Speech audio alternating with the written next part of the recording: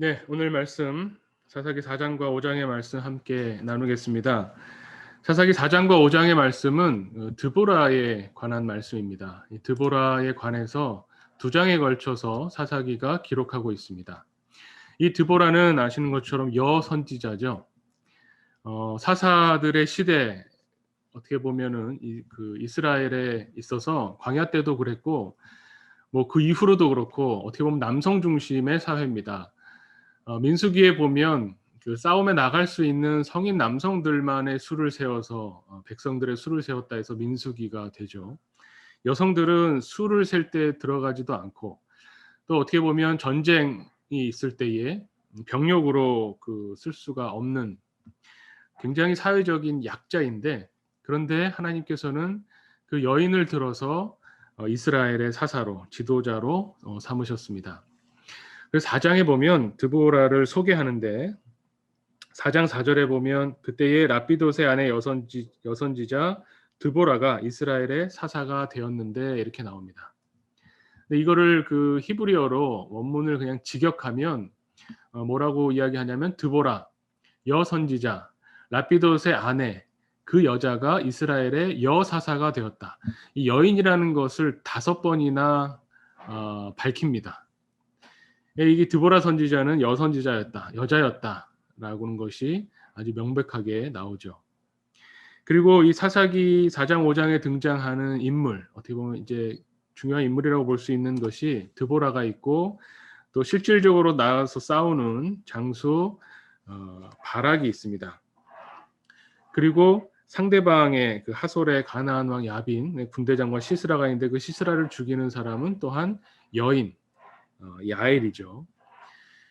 이렇게 보면 남성 중심의 사회고 남성이 왕이 되고 다스리는 사회에서 그런 시대에서 사사 드보라가 있었고 또 결정적으로 상대방의 그 장수를 죽이는 사람이 여성이었다는 것이 아주 특이한 점입니다. 사사 드보라의 이야기를 보면 그 4장 앞부분에 보면 하솔에서 통치하는 가나안 왕 야빈의 손에 하나님께서 이스라엘을 팔았다라고 표현이 되어 있습니다. 팔았다는 말이죠. 가나안에 들어와서 이스라엘 사람들이 사는데 하나님을 제대로 섬기지 못할 때에 하나님에게서 머리를 떠났을 때에 하나님께서 가나안 왕에게 이스라엘 백성을 이제 팔았다고 표현하는 표현이 나오는 겁니다. 그 가나안 왕 야빈을 통해서 고통을 받았다는 거죠. 근데 이 하솔에서 통치하는 가나안 왕 야빈이라고 하는 이 사람은 사실 여호수아 11장에 나옵니다. 여호수아 11장에 가나안 땅의 머리다라고 하면서 하솔 지역을 다스리는 왕 야빈 이야기가 나옵니다. 그러니까 이제 이집트의 왕을 바로라고 부르는 것처럼 가나안 땅의 왕을 야빈이라고 부르는데 여호수아 11장에 보면 여호수아가 그 하솔 땅을 가서 그 가나안 땅의 머리라고 할 수 있는 그 부족을 완전히 쓸어버리고 하솔을 완전히 불태워버리고 가나안 왕 야빈을 죽이는 이야기가 나옵니다. 그런데 시대가 흐르고 시간이 흘러서 이스라엘 백성을 하나님께서는 참 묘하게도 여호수아 시대에 완전히 누르고 이겼던 승리했던 그 사람들에게 파셨다는 겁니다. 그러니까 우리가 승리를 거머쥐는 것, 또 어떻게 보면 땅을 정복하는 것, 그런 것들이 전쟁은 하나님에게 속해 있다라는 것을 명백히 보여주는 하나의 예라고 볼 수 있을 겁니다. 이 가나안 왕 야빈으로부터 괴롭힘을 당했는데 그에 또 합당한 이유가 나옵니다. 이 야빈 왕에게는 철병거가 900대가 있었다고 합니다. 어마어마한 숫자죠. 당시에 그 전투를 봤을 때 제대로 된 변변한 철기 무기도 없던 그때에 철병거가 900대가 있다는 것은 정말 막강한 무력입니다. 그런데 거기 그 가나안 왕 야빈으로부터 압제를 받고 괴롭힘을 당할 때에 이스라엘 백성들이 하나님께 부르짖게 됩니다. 그랬더니 하나님께서 사사 드보라를 보내시죠. 이 여선지자 사사 드보라는 5절에 보면 라마와 베델 사이 드보라의 종려나무 아래에서 거주하고 이스라엘 자손이 거기 가서 재판을 받았다 이렇게 나옵니다. 그러니까 어느 날 갑자기 그 전쟁에 장수로서 참여한 것이 아니라 굉장히 지혜롭고 유명한 사람으로서 드보라의 종려나무라고 불릴 정도로 그런 어떤 장소에서 이스라엘 백성들을 재판하는 것이 어떻게 보면 굉장히 이 일을 잘했던, 그리고 하나님이 함께 하신다는 것을 모두가 알았던 그런 사람이라고 볼 수 있죠. 그런데 그 사람이 어떻게 보면 이제 하나님의 말씀을 통해서 하나님의 명령을 받고 바락을 통해서 가나안 왕 야빈을 물리치라라고 명령합니다. 그런데 이 바락이 어떻게 보면 실질적인 군대 장수죠. 직접 나가서 싸우는 사람이고 사사 드보라의 말씀을 듣고 나가서 싸워야 되는데, 이 바락은 번개라는 뜻인데요. 이 번개가 그냥 한번 벼락같이 번개가 빵 쳐야 되는데, 나가서 싸우라, 하나님께서 승리를 주실 것이다 라는 드보라의 이 말씀을 듣고도, 명령을 듣고도 나가지 못합니다. 주저주저합니다. 이름하고 참 다른 의미를 갖죠. 뭐라고 하냐면 8절에 보면 만일 당신이 나와 함께 가면 내가 가고 만일 당신이 나와 함께 가지 않으면 나도 가지 아니하겠노라. 이 바락이라고 하는 사람은 이름은 번개인데 번개같이 뭘 수행하는 것이 아니라 어떻게 보면 이 가나안의 이 풍습에 많이 물들어 있는 모습을 볼 수도 있습니다. 그러니까 하나님의 어떤 강력한 하나님의 사람이라고 하는 이 드보라가 함께 해야 내가 이길 수 있다. 마치 아주 신령하고 영험하고 능력 있는 어떤 사제와 또 어떤 신과 가까운 사람이 나와 함께 해줘야 내가 승리할 수 있다라고 여기는 거죠. 결국 전쟁은 아까 말씀드린 것처럼 전쟁은 하나님에게 속한 있는 것이고, 하나님이 승리하게 하시면 승리하는 것이고, 하나님이 패배하게 하시면 패배하게 하는 것인데, 이 철병거 900대를 가지고 있는 가나안 왕과 싸우러 나갈 때 도저히 혼자는 못 나가는 겁니다. 눈에 보이지 않는 하나님을 믿기 어렵기 때문에 눈에 보이는 드보라가 함께 해주기를 원하는 겁니다. 그래서 드보라가 뭐라고 하냐면, 좋다, 내가 함께 가겠다. 그렇지만 적의 장수 시스라를 여인의 손에 파실 것이다. 여기에 또 판다는 표현이 나오죠. 하나님께서는 그러면 시스라를 여인의 손에 팔게 할 것이다.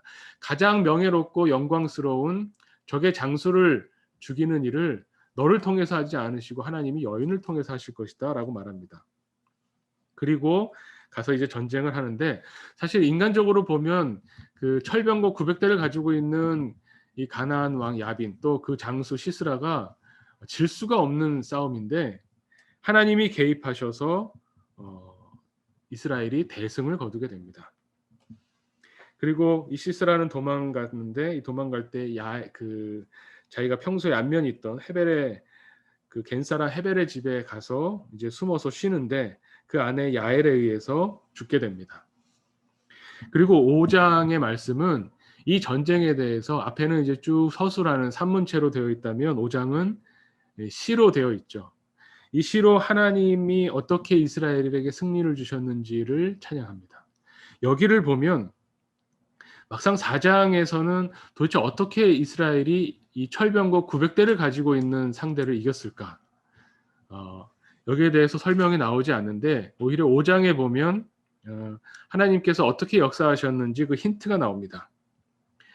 하나님께서 우리에게 승리를 주셨다라고 하는 이 찬양의 노래 가운데 이 4절에 보면 이런 구절이 나오죠. 여호와여 주께서 세일에서부터 나오시고 에돔 들에서부터 진행하실 때에 땅이 진동하고 하늘이 물을 내리고 구름도 물을 내렸나이다.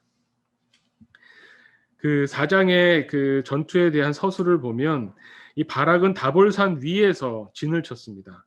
그리고 시스라는 이 어떻게 보면 이 철병거가 기동하기 편한 이 산 밑에 자리를 잡고 있었죠.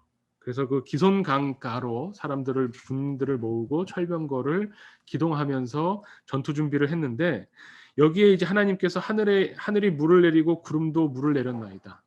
어마어마한 그 폭우가 쏟아진다면 이 강물이 불어나고 하늘에서부터 비가 와서 그 일대 주변이 산 밑에 주변이 다 진흙탕이 됐을 겁니다. 그러면 오히려 병거는 거추장스러운 게 되죠. 그래서 4장 말씀에도 보면 15절 말씀에 시스라가 병거에서 내려 걸어서 도망한지라. 더 빠른 병거를 놔두고 그 병거에서 내려서 걸어서 뛰어서 도망가는 것은 보면 병거가 움직일 수 없는 상태였다는 것을 미루어 짐작하게 됩니다. 그러니까 아무리 인간적으로 보면 이 철병거가 어마어마한 대단한 무기고 이 철병거를 통해서 주변의 많은 민족들을 제압했지만 하나님께서 비를 한번 쏟으시니 이 철병거가 무용지물이 되는 겁니다. 오히려 발목을 잡고 하나님께서 칼날로 혼란에 빠지게 만드셨다라고 하는 이 말씀처럼 이스라엘이 대승을 거두게 된 겁니다. 이 대승을 거두게 되면서 특히 이 적군의 장수를 죽인 시스라를 죽인 일이 굉장히 중요하게 나오는데 그 시스라를 죽인 야엘을 이 5장에서 시에서는 굉장히 축복하고 복받은 여인이다라고 표현을 합니다. 일부 서양의 신학자들 중에는 이 야엘이라고 하는 이 여인에 대해서 굉장히 비겁하고, 왜냐하면 안면이 있었던, 그래서 평소에 친분이 있었던 사람인데 그 사람이 숨어서 피해서 재난을 피해서 숨어서 들어왔는데 그것을 신뢰를 깨뜨리고 배반하고 적장을 죽였다라고 보는 그 관점이 있는데 성경에서는 이 여인을 굉장히 복 있는 여인으로 이야기합니다.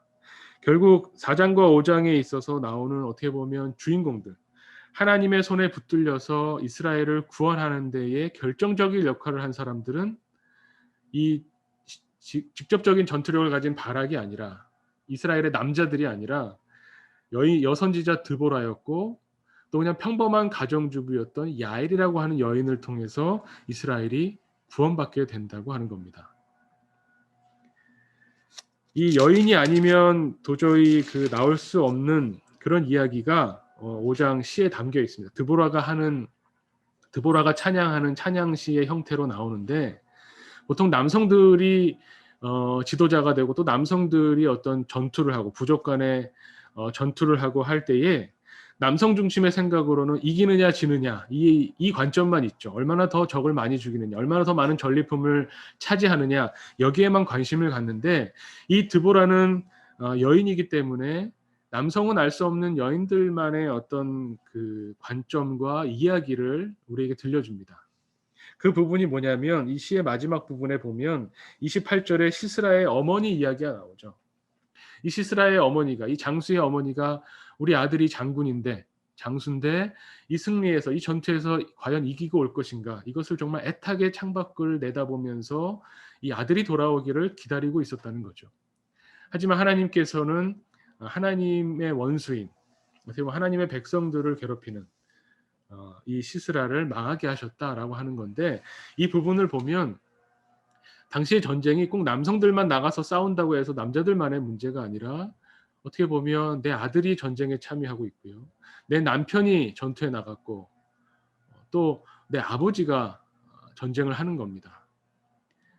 남성 중심의 사회라고는 하지만 그렇지만 모든 민족이, 모든 백성들이 나가 싸우지 않아도 기다리면서 어떤 생존의 문제를 걸고 있는 그런 전쟁이라는 거죠. 그렇기 때문에 이 전쟁은 힘센 사람이 누구냐, 얼마나 잘 훈련됐느냐, 얼마나 좋은 무기를 가지고 있느냐, 이것으로 판가름 나는 것이 아니라 성경에서 일관되게 우리에게 말씀하고 있는 메시지는 전쟁은 하나님께 속해 있는 것이다. 전쟁은 하나님께서 승리를 주시는 것이지 전쟁에 참여하는 사람들의 문제가 아니다라는 것을 이야기해 줍니다. 그러면서 오늘 5장의 마지막 부분에 이 사사기 4장과 5장의 핵심적인 메시지가 나오죠. 31절 말씀이 이렇습니다. 여호와여, 주의 원수들은 다 이와 같이 망하게 하시고 주를 사랑하는 자들은 해가 힘있게 도둠같게 하시옵소서. 결국 이 말씀을 하는 겁니다. 하나님께서 우리를 구원해 주시는데 하나님을 사랑하는 사람들, 하나님께 부르짖으며 하나님께 도움을 구하는 하나님의 사람들에게 하나님께서는 생각지도 않았던 여인을 통해서일 수도 있고요, 어떤 핸디캡을 가지고 있는 사람을 통해서일 수도 있고요, 생각지도 않았던 겁이 많은 사람을 통해서일 수도 있고요, 우리가 가지고 있는 가장 약한 부분을 가지고도 하나님께서는 우리를 구원해내시는 분이라는 겁니다. 그래서 주를 사랑하는 사람들은 서쪽으로 해가 지는 것 같지만 그 다음날 아침 아침이 되면 동쪽에서 해가 솟아오르는 것처럼 하나님을 사랑하는 사람들은 힘있게 하나님께서 해가 돋음같이 일으켜 주신다라고 하는 것이 오늘 말씀의 핵심적인 내용이라고 할 수 있을 겁니다. 그렇다면 우리가 지금 당장 어려움이 있고 하나님께 부르짖으며 기도할 때에 당장 어떤 눈에 보이는 구원이 내가 원하는 시기에 이루어지지 않는다고 하더라도 우리가 기다려야죠. 하나님께서는 반드시 아침에 동쪽에서 해가 뜨듯이 우리를 일으켜 주실 것이다라고 하는 믿음을 가지고 기다려야 될 겁니다. 드보라 여선지자 드보라도 이 시기를 보면 드보라가 종려나무, 드보라의 종려나무라고 이름 붙이는 곳에서 백성들을 재판했다고 하죠. 아마 가나안 왕 야빈이 그것을 알고 있었을 겁니다. 야빈의 통치 시기도 어느 정도 기간이 있습니다. 20년 동안을 이스라엘 자손을 심하게 학대했다고 나오죠. 그 20년 동안에 여선지자 드보라가 이스라엘을 재판하고 이스라엘에서 다스리고 있을 때에 아마 가나안 왕 야빈은 저 여인이 겨우 여인을 통해서 저 사람들이 자신들의 일들을 처리하는구나 아마 놔뒀을 겁니다. 너무 약해 보였기 때문에. 그냥 둬도 문제가 없어 보였기 때문에 놔뒀을 텐데 결국 하나님께서 하나님의 때에 이 드보라를 통해서 이스라엘을 구원하시는 모습을 봅니다. 이 말씀을 통해서 하나님께서 우리를 구원해내시는 그 시기와 그 방법들, 우리가 생각하지도 못했던 때에 생각하지 못한 방법으로 우리를 건져주시는 하나님을 믿음으로 바라보게 되는 것이, 바라보게 될 것을 우리에게 성경이 말씀하고 있습니다.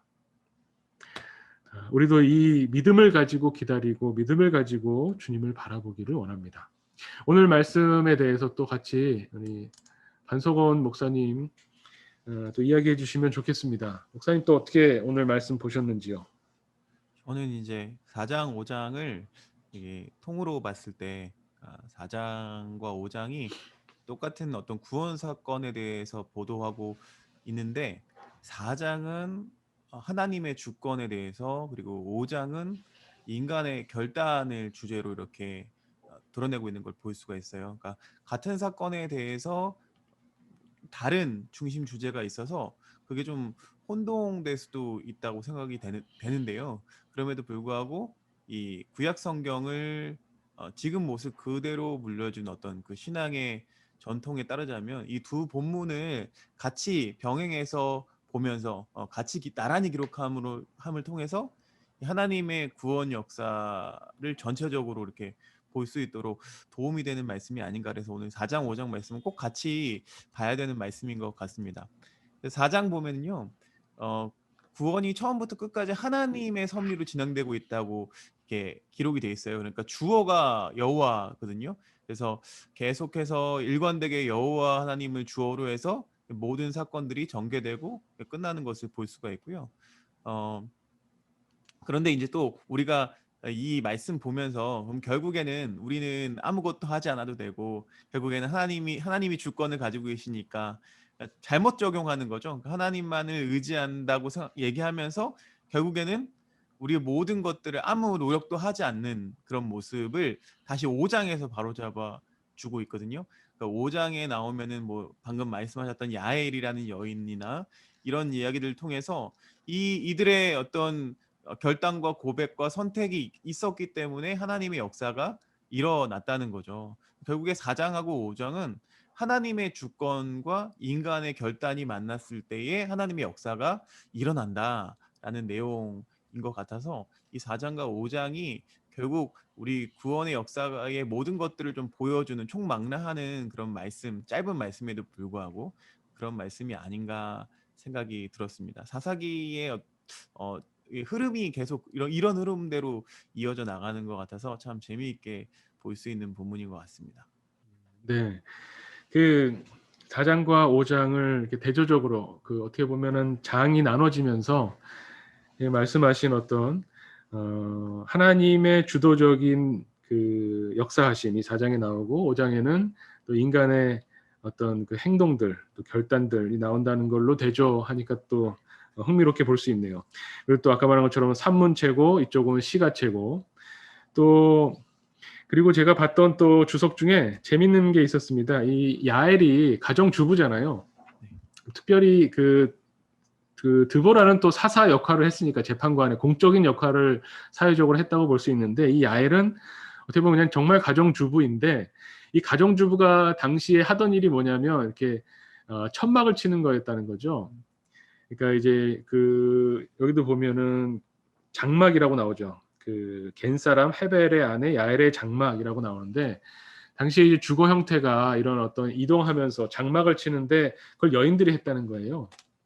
남자들이 보통 했을 것 같지만 지금 생각하면.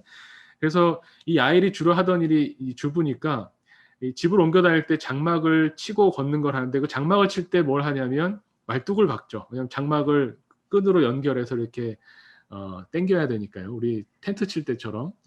그래서 이 말뚝을 박는 게 이 여인의 일이었다는 거예요. 평소에 많이 하던 일. 그래서 이 시스라를 죽일 때에 이 말뚝을 놓고 방망이로 쳐서, 이 망치로 쳐서 그 머리를 꿰뚫는데, 이것이 야엘이 평소에 하던 텐트 칠 때 말뚝 박던 일이어서 가장 잘하는 것으로 하나님께서 역사하셨다. 뭐 이런 주석도 봤습니다. 그 부분도 재밌는 것 같습니다. 우리가 주부가 뭘 하겠어, 뭐 아니면 어린이가 뭘 하겠어, 뭐 우리가 평소에 우리가 잘하는 게 없는데 뭘 할 수 있어라고 생각하지만, 우리가 그냥 하던 평범한 일들 가지고도 하나님께서는 역사하신다라고 하는 것을 또 볼 수 있죠. 어제 목사님 수요 예배 때 말씀 주셨을 때도 이미 그냥 기름 한 그릇밖에 없습니다 했지만, 그 한 그릇을 가지고 하나님께서 그 가정에 구원을 베풀어 주신 것처럼, 우리는 뭐 가진 게 없고 재능이 없고 능력이 없다고 생각하지만 또 하나님의 손에 들릴 때는 그렇지 않다는 것. 네.